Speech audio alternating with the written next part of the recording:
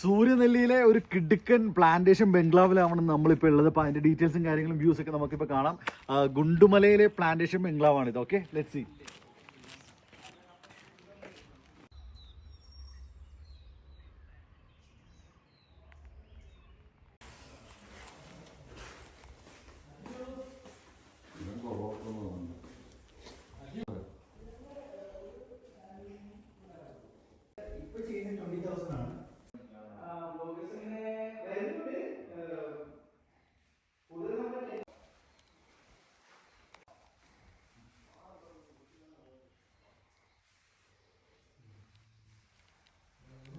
$150 വർഷത്തെ പഴക്കമാണ് ഈ ഒരു പ്ലാന്റേഷൻ ബംഗ്ലാവിലുള്ളത്. ഈ ഒരു ഏരിയയിൽ തേയില ടീ പ്ലാന്റേഷൻ കൊണ്ടുവന്ന് ഹാരിസൺ എന്ന് പറയുന്നിട്ടുള്ള ഒരു ബ്രിട്ടീഷ് ആളാണ്.